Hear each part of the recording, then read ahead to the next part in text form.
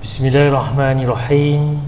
Assalamualaikum warahmatullahi wabarakatuh. Innal hamdalillah nahmaduhu wa nasta'inuhu wa nastaghfiruh wa na'udzu billahi min shururi anfusina wa min sayyiati a'malina. Man yahdihillahu fala mudhillalah wa man yudlil fala hadiyalah. Asyhadu an la ilaha illallah wahdahu la syarikalah wa asyhadu anna Muhammadan abduhu wa rasuluh, amma ba'd. Yang saya hormati Tuan Imam Ustaz Amir, Presiden Kuasa Masjid Nurul Iman Kaum Batang, Perlis, tuan-tuan, puan-puan Allah sekalian. Pertama sekali, marilah sama-sama kita manjatkan rasa syukur kita kepada Allah Subhanahu Wa Taala kerana limpah kurnianya, dengan rahmatnya dia beri masa kepada kita, dia beri tenaga, dia beri kesihatan, juga kesempatan pada hari ini dapat sama-sama kita hadir untuk sama-sama kita solat maghrib berjemaah, dan dapat sama-sama kita sambung kuliah mingguan kita. Untuk tuan-tuan, hari ini tajuk kita berkaitan dengan bab haji dan umrah. Sambungan kita pada hari itu berkaitan dengan tarikh larangan mencabut duri. Tak boleh kita mencabut duri di tanah haram ni, dan memungut barang yang tercicir, barang orang tinggal jumpa tuan, tak boleh kita ambil tuan di tanah haram. Apa cerita dia tentang satu benda tak boleh cabut duri. Kedua, tak boleh kita ambil barang yang tercicir, yang orang tinggal, orang yang kita jumpa di tanah haram tuan. Apakah dalil, apakah hujah tentang tajuk kita hari ini ni? Sebelum saya nak pergi ke tajuk kita hari ini, kita akan tengok sikit tentang, iaitu pertama ni, harta-hartaku. Macam mana cerita dia harta-harta kita ni? Apa cerita tentang harta-hartaku?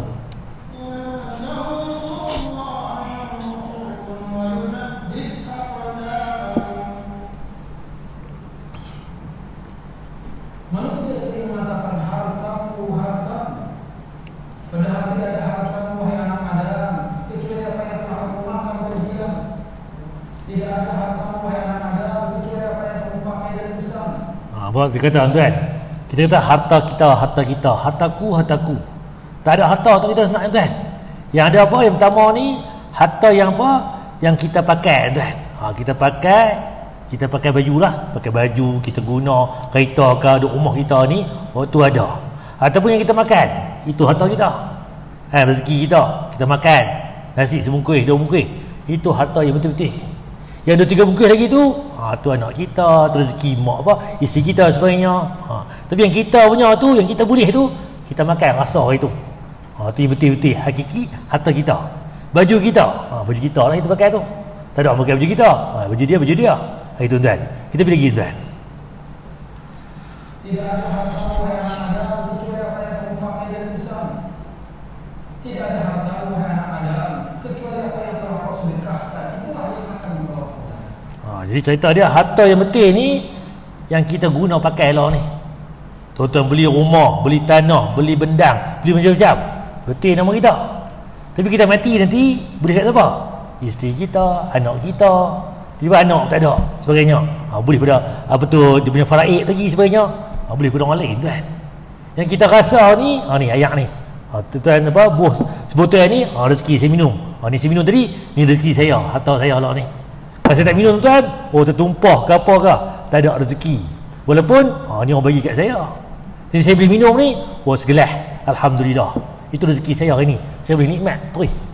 Tapi yang kita sedut ada, lagi kata RM1, RM2, RM1,000, RM2,000, mati saya saja, habis. Anak saya, isteri saya, dia pun yang boleh harta saya. Yang kita betul-betul harta benda ni, ini tuan, kita bagi RM1 tadi ni, derma kat tu, tabung kat luar tu, kat belakang tu, tabung hari Jumaat sebagai kat pintu-pintu ni. Itu yang kita boleh akhirat tuan. Itu pasti. Tapi tak nampak dekat dunia tuan. Manusia sering mengatakan ini hartaku. Tidak ada hartamu, kecuali apa yang kamu telah infakkan di jalan Allah Ta'ala. Itulah yang akan menyertai kita di alam kubur. Kita baca lah, kita mati sejak ini tuan, harta mantak kita, kereta kita, isteri kita, anak kita semua mantak. Lepas tu kita duduk kubur tuan, mereka balik tuan, habis kita seles pinggang tuan. Bahkan duit banyak ni, kad-kad banyak ni, tanah berlung, rumah sewa banyak kan, bendang kebun lagi, harum manis semua kan, tapi tak boleh bawa ke mati tuan. Macam mana nak bawa pergi mati? kita infakkan, kita sedekahkan, kita wakafkan, itu pasti tuan. Cuma tuan tengok balik apa kerja buat kita lah ni. Itulah yang akan menjadikan kita bahagia di akhirat. Harta yang sudah kita belanjakan di jalan Allah Ta'ala. Dunia dan harta ini adalah hina. Suatu hari Nabi SAW pernah berjalan di pasar. Kemudian Nabi SAW menemukan bangkai anak kambing. Lalu diangkatnya bangkai anak kambing tersebut. Kata Nabi, siapa yang membeli dengan harga 1 dirham? Nabi satu hari pergi berjalan kat pasar. Tengah jalan tu dia jumpa satu bangkai anak kambing. Dia angkat bangkai, dia tojoh dia tanya, siapa nak beli bangkai ni 1 dirham? Bahasa kita mudahnya mungkin RM10, RM100. Bahasa kita lagu tu lah. Siapa mau beli ni bangkai ni? Dia bertanya sahabat-sahabat tuan. Para sahabat mengatakan, tidak ada ya Rasulullah, itu sudah bangkai membuat apa? Tak mau Rasulullah, nama apa bangkai? Nak buat apa? Kan? Jadi sahabat kata lagu tu tuan. Siapa yang mau menerima bangkai anak kambing ini cuma-cuma? Dia bertanya lagi pula. Tadi kalau jual 1 dirham tak mau sama ambil. Lah bagi percuma. Siapa nak ambil bangkai ni? Nampak? Nabi test lagi sahabat-sahabat.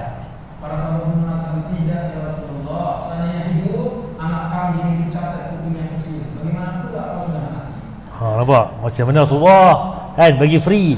Kalau free dia hidup pun anak kambing ni cacat. Bagi free tak mau dah cacat. Tambah lagi mati, dah lah cacat mati. Lagi tak ada apa. Kosong. Hina kan. Itu sahabat-sahabat kata pada bangkai anak kambing yang cacat tadi. Maka Nabi SAW mengatakan, sesungguhnya dunia dan segala isinya ini lebih hina di hadapan Allah. Nampak? Dunia dan isi dunia ni lebih hina di depan Allah daripada bangkai anak kambing ini di hadapan kalian. Dunia ni dengan isi dunia ni lebih hina lagi daripada bangkai ni. Bangkai ni adalah bangkai anak kambing cacat pula. Nampak tuan? Nampak kata kat dunia ni Allah tak lihat apa pun. Kaya lagu mana, hebat ke, apa ke, tak. Yang penting nilai orang tu. Beriman tak beriman, amal soleh tak amal soleh. Itu beza kita dengan orang lain. Nampak tuan? Ustaz lepas ni tak mau kaya dah. Tak, kaya perlu tuan. Sebab kaya kita boleh bantu masyarakat kita, boleh angkat darjat kita, tolong orang fakir miskin dan asnaf sebagainya, kita bayar zakat, kita keluar infak. Itu Islam suka. Tapi yang terbalik dah, bila kaya nanti terlupa habis. Dulu kita nak sedekah RM1, RM2, beri kaya nantilah RM1,000, RM2,000, kan, RM1,000. Dapat banyak tuan, dilupa habis tuan. Nampak tak jadi tuan? Nampak kata dunia ni dengan isi dunia ni tak ada apa nilai di sisi Allah. Kecuali apa? Kecuali iman kita, amal soleh kita tuan. Jadi bangkai tadi lebih mulia lagi daripada dunia dan isi dunia ni. Kalau kita menganggap hina, rendah bangkai anak kambing, maka Allah Subhanahu wa Ta'ala menganggap dunia dan segala isinya adalah perkara yang sangat menghinakan. Maka janganlah kita tertipu dengan dunia. Jadi kena berhati-hati dengan dunia ni.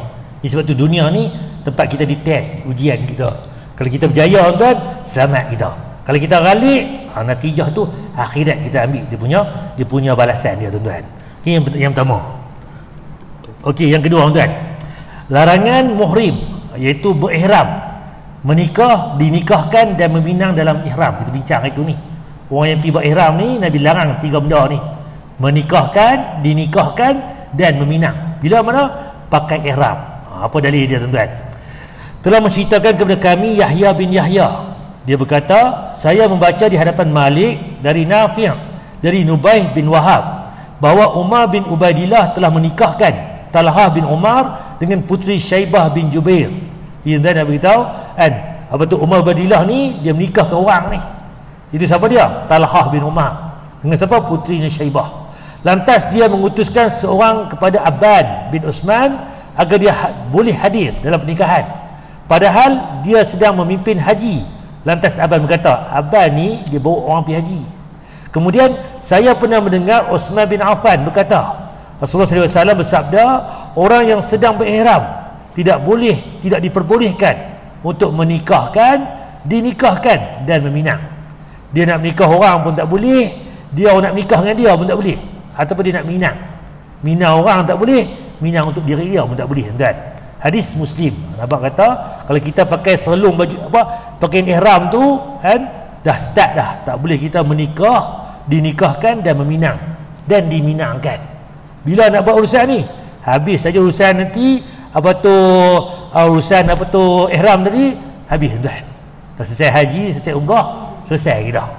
Nak menikah ke, nak bertunang ke apa, ikut suka tuan.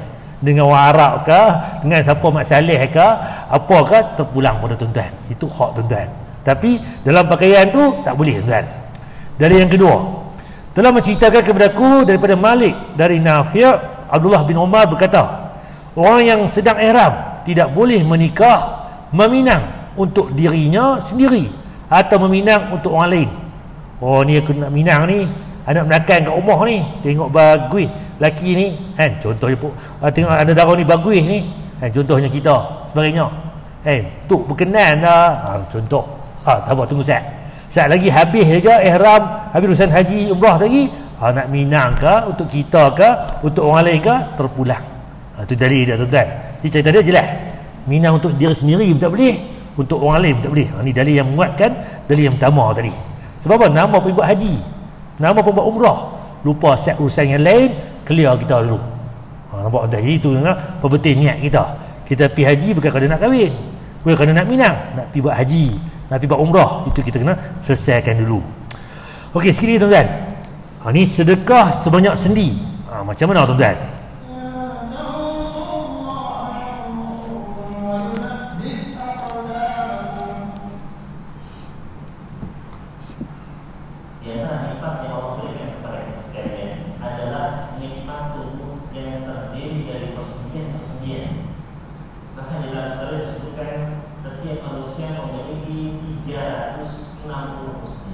Okey, dalam dalil tuan-tuan, kita ni manusia ada 360 sendi.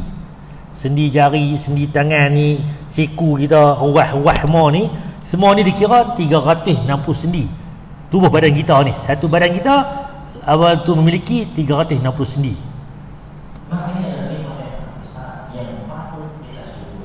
Jadi kita nikmat kita tuan, boleh kepok tangan, boleh genggam. Ni sendi ni, boleh genggam. Kalau betul tak ada sendi, dia betul dah gitu je, tak boleh nak kepok tangan, sendi, boleh angkat barang sebagainya. Di sendi ni kita kena syukur dengan nikmat yang Allah bagi. Sampai-sampai nanti ada 100 orang di dalam sebuah Israel diriwayatkan oleh Muslim yang lain dengan berbagai jenis generasi. Di antaranya Nabi SAW berkata kepada para sahabat, setiap pagi, setiap matahari terbit, maka setiap persendian yang dimiliki oleh anak Adam, setiap persendian tubuh kita, maka wajib untuk disedekahkan. Nampak Nabi kata bila apa tu setiap hari ni kan, pagi tu apa dia, setiap sendi ni patut kita bagi apa, bagi sedekah. Bahasa kita mudah, bayar, sewa tuan. Bahasa mudahnya sewa kereta sejam, 3 jam, setengah hari, 24 jam, berapa? Kancil RM50, satu hari 100, contohlah Langkawi ke apa ke, tu kereta. Ni kita ni Allah bagi ni, boleh lipat, boleh genggam semua ni. Kalau ikut ni setiap pagi tu ada dia punya sedekah untuk diri dia tuan. Kalau sedekah satu sendi RM1 tuan, RM360 dah. Jenuh tuan nak bayar kan. Nak makan nasi sebungkus RM1 pun kira kan. Nak belanja kawan, tengok atas bawah kan. Boleh lah, ada RM5 contoh. Tu nak belanja kawan. Ni kita sendiri ni tak belanja kawan, belanja untuk diri kita ni, tu pun tak terbayang tuan. Apa Nabi kata tuan? Maka hari ini terasa berat bagi kaum muslimin.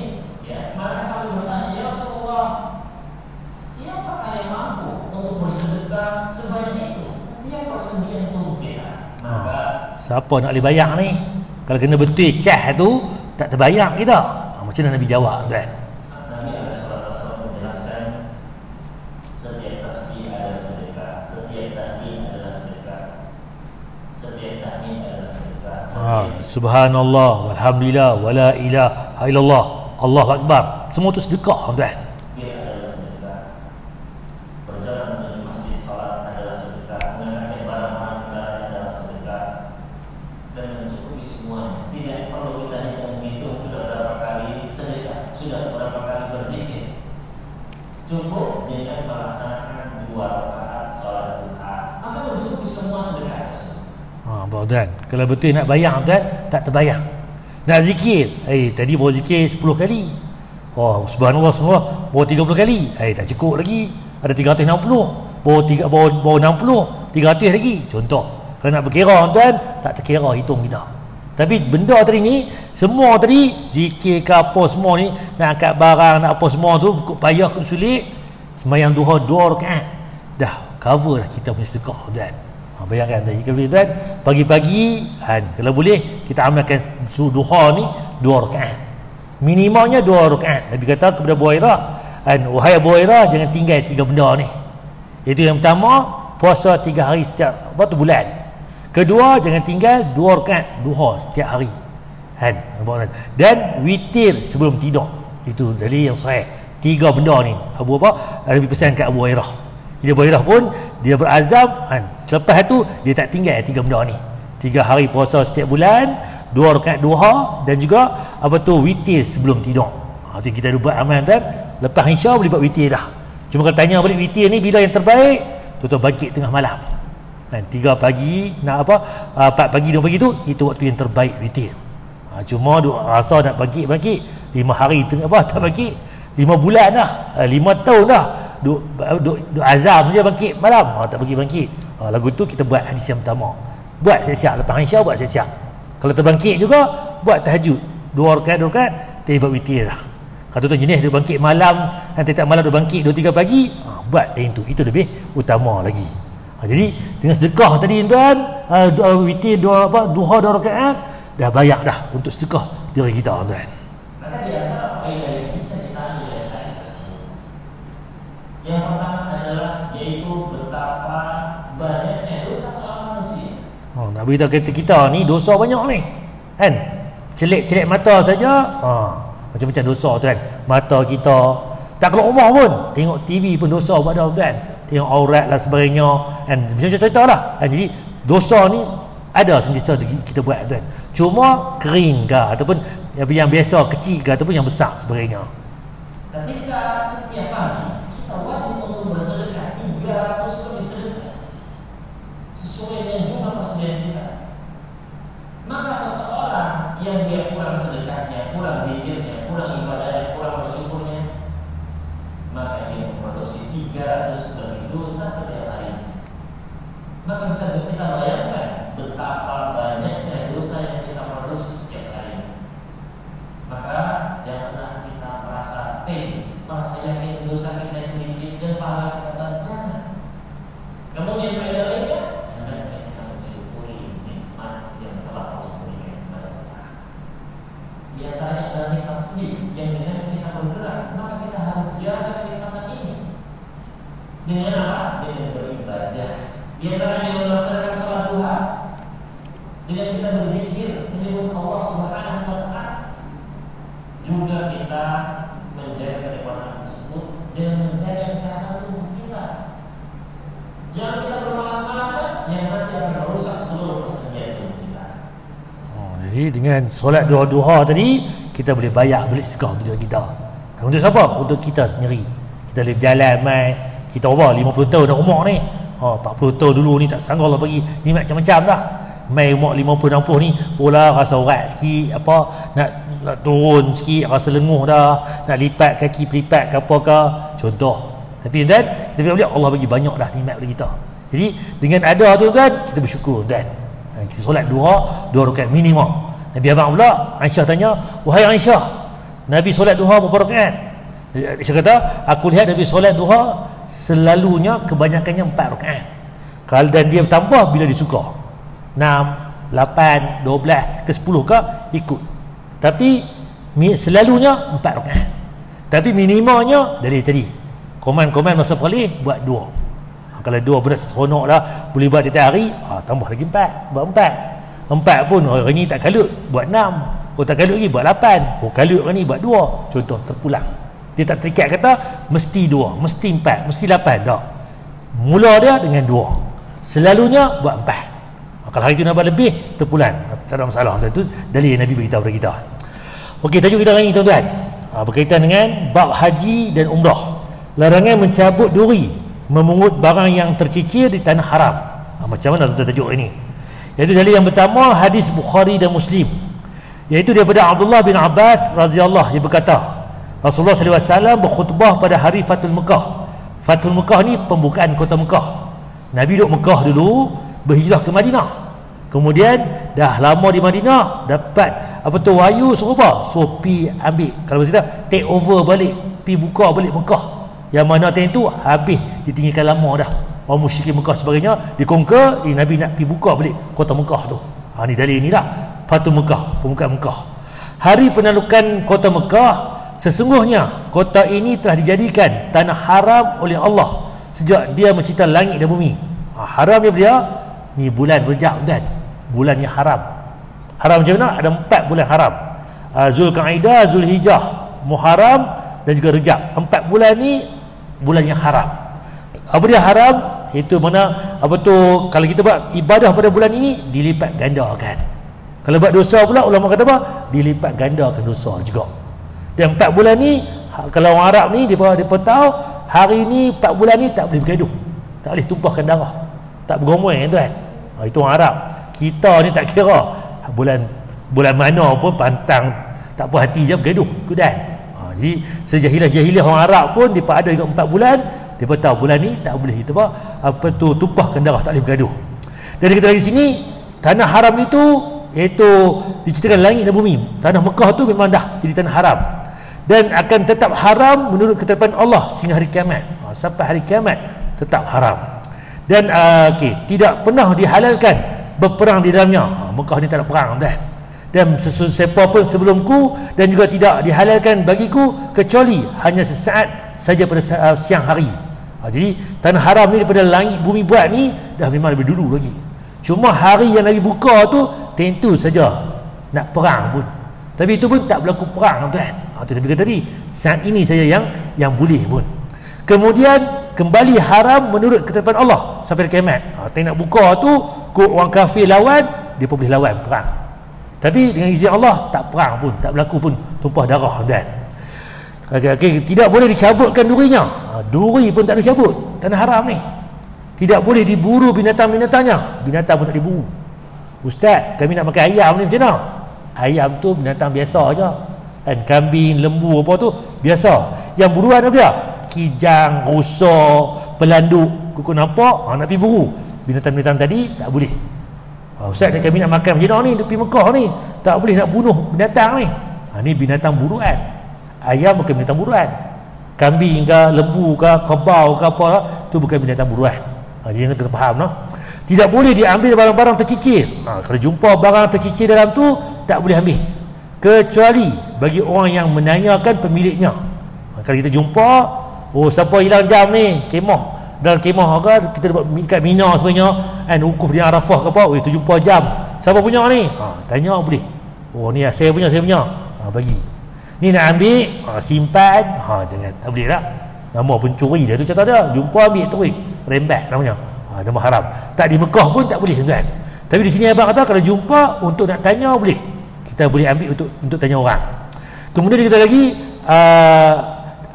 dan juga tidak boleh dipotong tumbuh-tumbuhan. Pokok-pokok tak boleh potong ikut dan. Kita pergi kangak, pokok ni nak kena pangkas ni, nak kena potong. Kangak tak apa tuan. Kampung kita, masjid kita ni, nak buat apa? Landscape. Potong sana potong sini, silakanlah tuan-tuan nak buat. Tu hak tuan-tuan. Tapi di Mekah tak boleh buat ikut suka. Dia mesti tengok tuan. Ketika itu Abbas berkata, "Ya Rasulullah, kecuali tumbuhan izkir." Izkir ada nama tumbuhan. Nama tumbuhan semacam rumput dari sejenis tumbuhan najaliyah, menjala ni. Memiliki aroma lemon dan juga wangi. Pokok ni dia bau dia macam bau limau sikit dan wangi. Bunganya dapat dijadikan semacam campuran teh, boleh buat teh. Sebab pohon itu digunakan untuk pandai besi, untuk pandai besi ni orang yang tukang besi, untuk rumah-rumah penduduk. Dia kayu ni boleh buat kayu api. Yang tu tak apa. Pokok lagu tu boleh kita potong-potong sebagainya, kita buat kayu api. Kalau pokok-pokok yang lain jangan. Pokok-pokok yang menjala tadi, yang kata nama izkir tadi, tu yang boleh. Dia nak buat parang ke apa ke, guna untuk bakar rumah, nak masak ke apa, tumbuhan-tumbuhan ni saja. Kecuali tumbuhan izkir yang kita sebut tadi. Hadis Bukhari dan Muslim. Jadi pokok duri pun tak boleh cabut.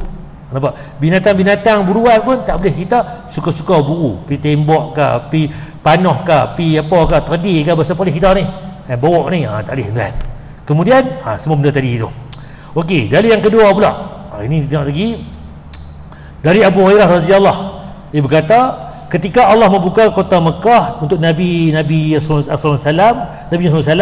maka Rasulullah SAW berkhutbah di hadapan penduduknya setelah memanjat puji dan syukur kepada Allah. Lalu beliau bersabda, sesungguhnya Allah telah menahan tentera gajah sehingga tidak boleh masuk Mekah. Kalau tuan perasan balik, tentera Abrahah sebelum Nabi lahir tu ada tentera Abrahah main tuan.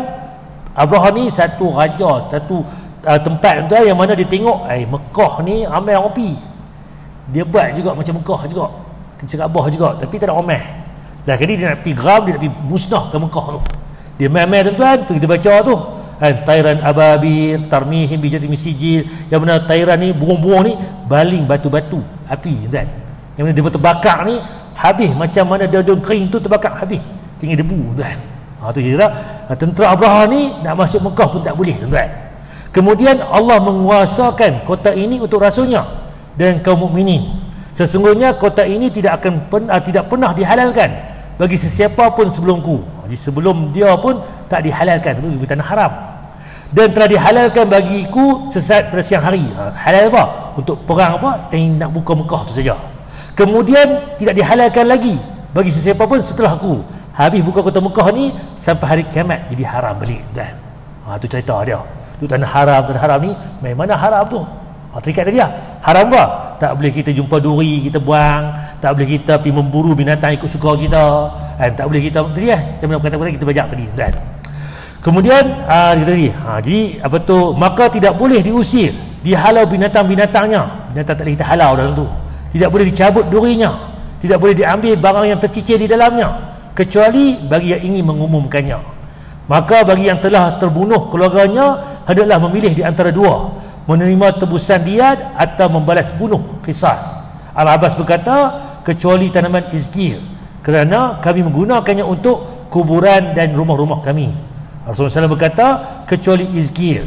Lalu bangkitlah Abu Syah, seorang laki-laki dari negeri Yaman, dan berkata, tuliskanlah keterangan itu untukku, wahai Rasulullah. Rasulullah berkata, tuliskanlah buat Abu Syah. Hadis Bukhari dan Muslim. Ramai orang ni dia boleh Yaman, tulis. Dia mungkin dia tak ingat ke apa, dia bersuruh tulis. Nabi pun suruh sahabat-sahabat tulis untuk dia dan. Jadi dan memang tanah haram ni daripada langit dan bumi dicipta, Mekah itu dah tanah haram dah. Kecuali Nabi buka tank Fatu Mekah tu, tank tu set dibuka untuk apa tu, berperang, untuk ambil alih balik. Habis buka kembali haram sampai hari kiamat. Apa tadi? Tak boleh kita halau binatang, tak boleh kita buru binatang, tak boleh kita cabut apa tu duri-duri, tak boleh kita ambil barang hilang sebenarnya kecuali untuk umum dan. Okey, kandungan bab. Diharamkan memotong pohon, duri, apa tu rumput basah maupun yang kering di tanah haram kecuali izkir, pokok tadi ni. Tidak ada beza antara tanaman yang tumbuh sendirinya ataupun yang ditanam oleh manusia atau yang tumbuh dengan bantuan tangan manusia. Tak kira pokok apa pun, dalam pasu ke, tumbuh sendiri ke, hutan semok sikit ke apa, sama-sama kan. Barang siapa yang menyamakan bolehnya memotong duri dengan bolehnya membunuh binatang fawasik, maka kisasnya itu fasid batil, ditinjau dari dua sisi. Pertama, qiyas tersebut bertabarak dengan nas, bercanggah. Kedua, binatang-binatang fawasik yang boleh dibunuh itu boleh menyerang manusia, berbeza hanya dengan duri. Macam mana? Jumpa dekat kemah kita duk buat apa? Kemah geng-geng Mina ni, masuk ulat tedung seluk, tedung selar ke? Ulat kapak ke? Biar kalau dibunuh. Tak, kalau lagu tu kena bunuh, bahaya balik. So binatang tadi, binatang yang mana yang boleh kita bunuh. So binatang yang bahaya. Kita tengok segi apa beza dia tuan-tuan. Haram hukumnya mengusir binatang-binatang di tanah haram, iaitu menghalau dari tempatnya. Para ulama berkata, dari larangan menghalau binatang-binatang tersebut dapat diambil hukum haramnya membunuhnya. Kalau dia pemain duk kita duk kat kemah ni, boleh halau. Cuh-cuh itulah pergi jauh. Yang kata halau je lah, kita bunuh dia. Itu yang lebih tepat lagi tuan. Tidak boleh mengambil barang yang tercicir, barang yang hilang di tanah haram kecuali bagi orang yang hendak mengumumkannya. Ni jumpa barang ni, ni jumpa ni. Nak umum bagi tahu boleh. Nak ambil ni tak boleh tuan. Adapun bila ia ingin mengumumkannya, kemudian setelah itu memilikinya, maka hal itu tidaklah dibolehkan. Dia umum-umum tak ada orang mengaku, boh dan poket, tak boleh tuan. Sebagai ahli ilmu berdalil dengan hadis-hadis ini, atas dibolehnya mengumum barang yang hilang di Masjid Haram. Berbeza hukumnya dengan masjid-masjid lain. Jadi Masjid Haram boleh kita umum barang hilang, masjid-masjid lain tak boleh. Itu ulama-ulama bincanglah. Kita pergi lagi tuan. Okey, sikit lagi tuan. Keutamaan sering mengerjakan haji dan umrah. Siapa yang kata yang mana yang rajin pergi buat haji umrah ni, apa keutamaan dia? Apa kelebihan bila orang ni rajin buat haji, rajin buat umrah? Ibadah haji adalah salah satu dari rukun Islam yang 5. Jadi antara hal yang menunjukkan istimewanya dan pentingnya ibadah haji, demikian juga ibadah umrah adalah satu hadis. Nabi Shallallahu Alaihi Wasallam mengatakan, "Alhamdulillah, haji dengan haji berikutnya dan umrah dengan umrah berikutnya, karena dua amalan tersebut bisa menghilangkan kefakiran dan dosa." Dari pertama ni, kalau boleh haji dengan haji sambung. Kalau pernah pergi haji, pergi buat haji lagi. Kalau pernah buat umrah, buat umrah lagi. Sebab perbuatan itu penyebab apa? Kita hilang daripada kefakiran. Kefakiran ni jadi kita miskin. Tak ini miskin kita kalau kita rajin buat lagu tu. Dan dosa untuk dua benda ni. Bagaimana alat pandai besi bisa menghilangkan karat yang ada pada besi, emas dan perak? Macam mana kalau dosa kita ni kan, kalau besi tu karat ke apa ke kan, bakar apa canai apa, hilang habis yang mana karat apa tadi. Sama juga dosa kita ni kalau banyak apa akan hilang habis tuan. Dan tidak ada bagi haji yang mabrur ganjaran kecuali surga. Haji yang mabrur ni haji yang Allah terima kecuali buat syurga. Cuma zaman kita lah ni payahlah nak pergi buat haji ni ikut turn. Kalau nama dah ada ni dia bagi orang lain dulu. Kalau nak pergi juga naik juga kena bayar 2 kali ganda. Dulu mungkin 10,000 lah jadi 18, 20 contoh. Zaman PKP ni haji pun tak boleh, umrah pun tak boleh. Kalau kita nak pergi dua-dua ni kan, kalau rajin pergi haji sila pergi haji pula. Atau pergi buat umrah, pergi umrah yang berikutnya. Dua benda ni menyebabkan Allah akan hilang kita kefakiran dan hilang kita dosa tuan. Dalam hadis ini Nabi Shallallahu Alaihi Wasallam menyampaikan 2 poin. Poin yang pertama berbicara keutamaan menyambung haji dengan haji berikutnya dan umrah dengan umrah berikutnya. Terutama yang diberi kemampuan, kelebihan, kesehatan dan harta untuk bolak-balik pergi haji dan bolak-balik pergi umrah. Kalau kita tengok tuan, pergi haji ni dah 10,000, umrah pula 5,000, 6,000, kata 8,000 lah. Duit poket sekali. Ustaz, duit banyak ni. Betul. Kalau kita pergi haji, pergi umrah, niat nak pergi umrah lagi tuan, Allah akan bagi rezeki murah lagi tuan. Kalau ikut 8,000 ni banyak habis ni. Tak, memang nampak sekali mata kita habis nilai duit tu. Tapi rupanya kalau kita niat nak pergi haji umrah pula berikutnya, Allah bagi kita tambah lagi rezeki, tambah rezeki. Sebab niat kita tuan. Kalau tu pernah pergi buat umrah ni, niat nak pergi umrah lagi. Kau tak pernah pergi haji, niat nak pergi haji tuan. Mudah-mudahan Allah akan bagi pemudah urusan kita. Dah pergi haji pula nanti, niat nak pergi haji pula ataupun pergi umrah pula, Allah akan bagi rezeki murah. Jadi tuan tengoklah apa yang Allah bagi kepada kita. Sebab tuan, benda ini dia akan main tuan. Dua ibadah ini, haji yang bersambung dengan haji berikutnya, umrah yang bersambung dengan umrah berikutnya, itu memiliki faedah menghapus dosa dan menghapus kemiskinan. Tuan pernah dengar tuan? Pak Mat ni lepas pergi haji bankrupt dah. Pak Cuh ni pergi umrah. Lepas pergi umrah tu, apa orang muflis. Tak ada tuan. Ada tuan? Saya tak dengar lagi lah. Kau tak dengar pergi haji ni bankrupt dah, pergi umrah bankrupt. Tak ada. Bahkan lepas pergi haji pergi umrah, perangai dia bagus, jujur dia, berniaga dulu ada 1 kedai, luar 3 kedai. Dulu ni ada tanah serelung 2 relung, luar ni beranak 5 nak relung. Contoh. Dulu ada apa? Serelung apa harum manis, luar ni 5 relung harum manis. Contoh. Kan? Tengok tuan. Jadi rezeki tu Allah bagi melimpah ruah. Tak jumpa lagi saya tuan. Tuan aku tak jumpa. Pergi haji, pergi umrah, bankrupt, miskin, tak jumpa lagi. Allah bagi tadi. Siapa pergi haji ke haji berikutnya, umrah ke berikutnya, Allah akan buang dosa, Allah bagi hapus kemiskinan. Tak miskin tuan. Buatlah tuan. Tuan niat tuan, aku lepas PKP ni kalau ada ruang nak pergi umrah. Kalau ada nama nak pergi haji, nak pergi haji tuan. Sedangkan yang kedua tentang masalah pahala haji yang mabrur. Maka haji mabrur Nabi sampaikan tidak ada balasan kecuali surga Allah Subhanahu wa taala. Dan haji itu adalah haji yang berisi kebaikan yang besar manakala ditunaikan ikhlas sama Allah Subhanahu wa taala dan mengikuti apa yang dituntunkan oleh Nabi sallallahu alaihi wasallam. Dan berbagai hal yang merusak kualitas ibadah haji ditinggalkan dan dijauhi. Sehingga hasilnya setelah pulang haji yang lebih baik kualitas agamanya daripada sebelum berangkat haji. Okey, macam mana haji mabrur ni? Haji yang Allah terima. Kalau sebelum ni panggil dia mungkin cakap tak sempat bikin, janji tak tepati, duk kena orang sebagainya. Tapi lah ni balik-balik haji umrah ni nampak berubah. Dulu tak amanah lah amanah, dulu mungkin kasar lah jadi baik, dulu mungkin ikut dan terhadap kata mulut tu lah ni apa tu bercakap lemah lembut, tepati janji. Jadi semua tu berubah.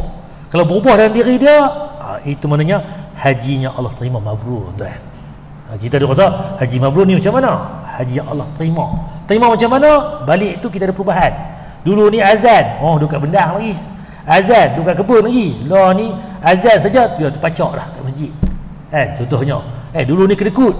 Kalau nak demar tu, dia tengok kiri atas bawah. Lah ni tak kisah. Mudah, tuan. Minta RM1 dia bagi RM10. Minta RM10 dia bagi RM100. Contohlah.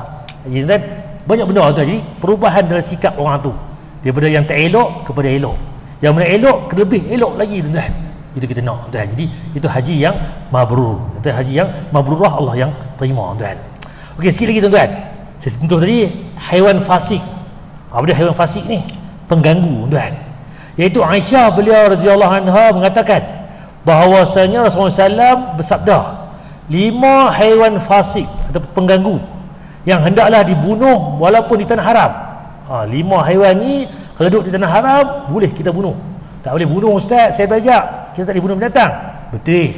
Jadi kalau 5 haiwan ni boleh bunuh. Apa dia tuan-tuan? Pertama tikui. Tikui banyak duk pi sebagainya. Jadi mudarat balik. Bukan wabak dia bawa ni kotor. Boleh. Kalau jengking, duk melata dalam kemah kita buat haji ke sebagainya, kita boleh bunuh. Burung helang, ada keperluan lah, ya boleh. Burung gagak pun iya. Anjing garang, anjing garang, anjing gila boleh kita bunuh. Janganlah nampak anjing nak dibunuh saja. Tak. Dia makhluk Allah. Cuma kalau mai duk menyalak kita, duk ganggu kita, anjing gila ke garang, menyebabkan kita pun terancam, ya boleh.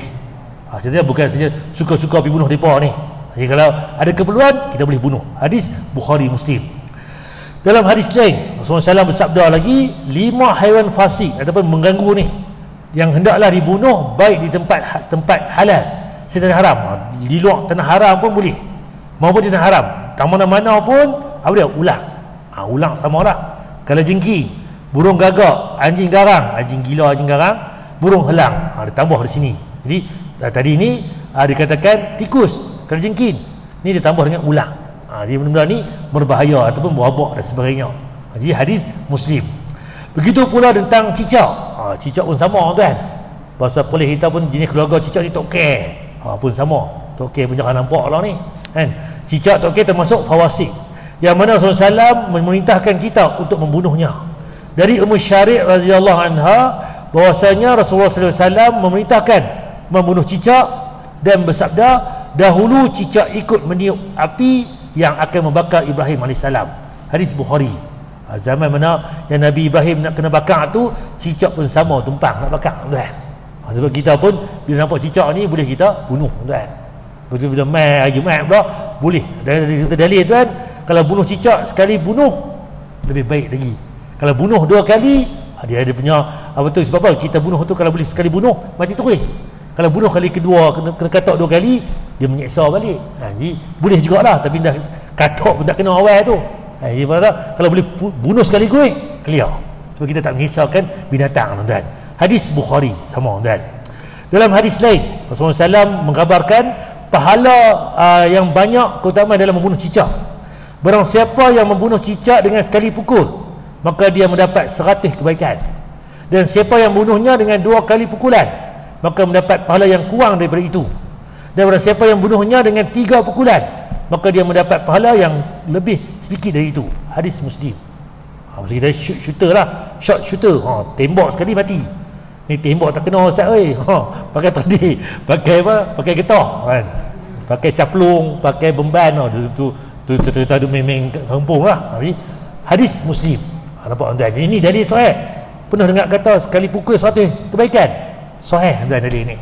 Kalau buat 2 kali pukul kurang sikit. Kalau 100 kurang lagi. Kalau buat 3 kali pukul kurang lagi pada 2 kali tadi. Wallahu alam. Hadis Muslim tuan. Lepas ni kita pakai cara cicak. Minyak tuan pun tak ada cicak tuan. Kalau ada tuan kat rumah tuan, boleh kita bunuh cicak ni tuan. Wallahu alam seperti dekat ni tuan. Kalau tuan nak tanya apa-apa untuk tajuk kita hari ni kan. InsyaAllah minggu depan tuan. Tajuk minggu depan berkaitan dengan laknat atas siapa saja yang membuat kejahatan di tanah haram. Buat jahat tanah haram, laknat tuan. Kalau tuan buat di Perlis, di tempat lain, dapat dosa. Tapi di tanah haram, dosa dapat, laknat pun dapat. Apa cerita ada tentang tajuk minggu depan tuan. Wallahu a'lam. Seperti itu insya-Allah. Subhanakallahumma bihamdika asyhadu an la ilaha illa anta astaghfiruka wa atubu ilaik. Assalamualaikum warahmatullahi wabarakatuh.